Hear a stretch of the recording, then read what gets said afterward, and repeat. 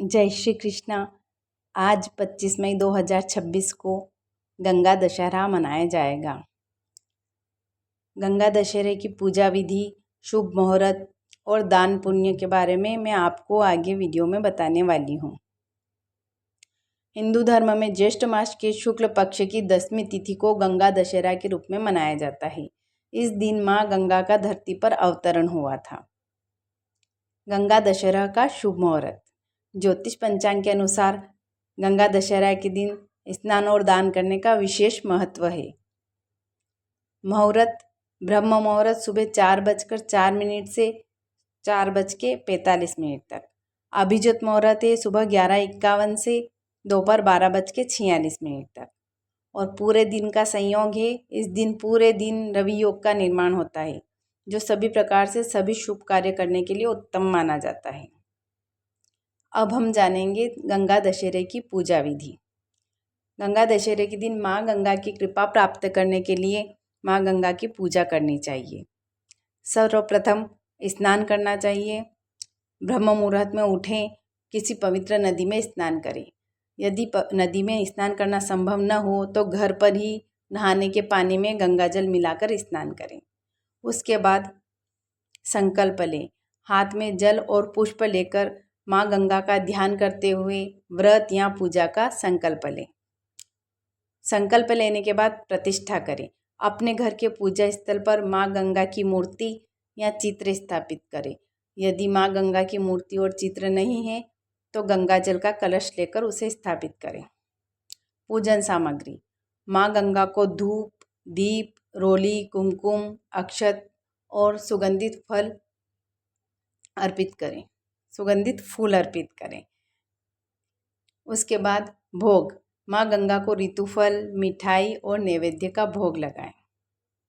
भोग लगाने के बाद मंत्र। पूजा के दौरान ओम नमो गंगाय विश्वरूपिण्ये नारायणे नमो नमः या फिर ओम गंगे नमः मंत्र का श्रद्धापूर्वक जाप करें। मंत्र जाप अपनी श्रद्धा के अनुसार 21, 11, 108 जितना आपसे हो उतना करें। आरती। अंत में माँ गंगा की आरती करें और अपने परिवार के कल्याण की प्रार्थना करें। उसके बाद दान पुण्य करें। गंगा दशहरे के दिन दान पुण्य का अत्यधिक महत्व बताया गया है। आज के दिन ज़रूरतमंद लोगों को या ब्राह्मण को 10 प्रकार की वस्तुएं दान करने का महत्व बताया गया है, जैसे जल, अन्न, फल, वस्त्र और दक्षिणा आदि। आज के दिन यह सब दान करना अत्यंत शुभ माना जाता है। दान करने में कौन सी 10 वस्तुएं आती है वो मैं आपको बताने वाली हूँ। आज ज्येष्ठ मास की गर्मी में से राहत पाने के लिए 10 प्रकार की वस्तुओं का दान करना बहुत शुभ है। ये जीवन के सभी कष्टों और पापों को दूर करते हैं। यह जो 10 वस्तुएं दान करते हैं, यहाँ तो इनकी संख्या 10 हो या फिर या आप अलग अलग 10 ज़रूरतमंद व्यक्तियों को या ब्राह्मणों को दान करें। तो सबसे पहले जल के लिए प्याऊ लगाना चाहिए या फिर ज़रूरतमंदों या राहगीरों को ठंडा पानी पिलाना चाहिए। दूसरा है अन्न। 10 मुट्ठी या अपनी क्षमता के अनुसार किसी गरीब, ब्राह्मण या ज़रूरतमंद को अनाज का दान करना चाहिए। तीसरा है वस्त्र। गरीबों और असहाय लोगों को साफ और नए कपड़ों का दान करना चाहिए। फल। चौथा है फल। मौसम के रसीले फल, विशेषकर आम, तरबूज या खरबूजा दान करना चाहिए। हो सके तो इनकी संख्या 10 हो या फिर 10 अलग अलग व्यक्तियों को दान करें। पांचवा है छाता। भीषण गर्मी और धूप से बचने के लिए छाते का दान करना भी बहुत अधिक महत्वपूर्ण बताया गया है। हाथ का पंखा। गर्मी में राहत देने के लिए ताड़ के पत्तों या कपड़े के बने हुए पंखे का दान करना भी बहुत महत्वपूर्ण है। सातवां है चप्पल या जूते। ज्येष्ठ की गर्मी में नंगे पैर चलने वालों या जरूरतमंदों को चप्पल दान करना बहुत ही पुण्य प्राप्त करने वाला है। आठवां है नमक। शास्त्रों में नमक का दान बहुत महत्वपूर्ण माना गया है। नौवां है चीनी या गुड़। मिठास और ऊर्जा के लिए चीनी या गुड़ का दान शुभकारी माना गया है। 10वां है दक्षिणा। अपनी सामर्थ्य के अनुसार 10 ब्राह्मणों या ज़रूरतमंद लोगों को धन या दक्षिणा देनी चाहिए। ध्यान रखें, इन वस्तुओं में से प्रत्येक की संख्या या तो 10 होनी चाहिए या फिर आप 10 अलग अलग ज़रूरतमंदों लोगों को यह दान कर सकते हैं। धार्मिक मान्यताओं के अनुसार इस दिन कभी भी कैंची, चाकू या किसी भी धारदार नुकीली वस्तु का दान नहीं करना चाहिए।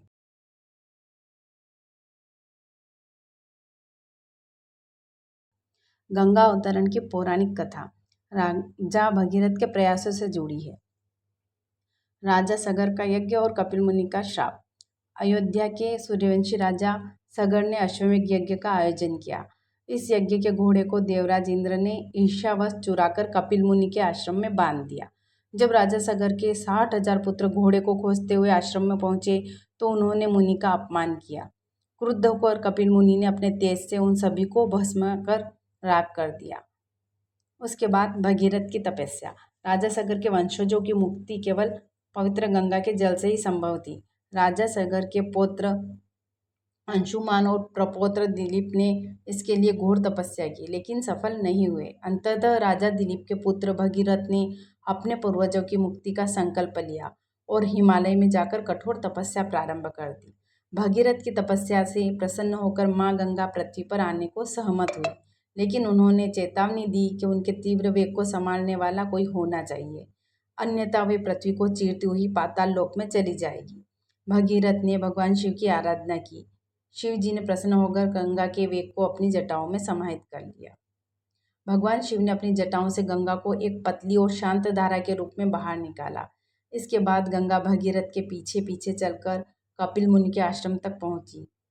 उनके पवित्र जल के स्पर्श से सगर के सभी 60,000 पुत्रों को ये पाप धुल गए और उन्हें मोक्ष की प्राप्ति हुई।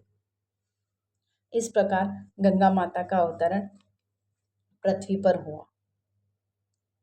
अब हम माँ गंगा का मंत्र जाप करेंगे। ओम नमो गंगाय विश्वरूपिणे नारायणे नमो नमः। ओम नमो गंगाय विश्वरूपिणे नारायणे नमो नमः। ओम नमो गंगाय विश्वरूपिणे नारायणे नमो नमः। ओम नमो गंगाय विश्वरूपिणे नारायणे नमो नमः। ओम नमो गंगाय विश्वरूपिणे नारायणे नमो नमः।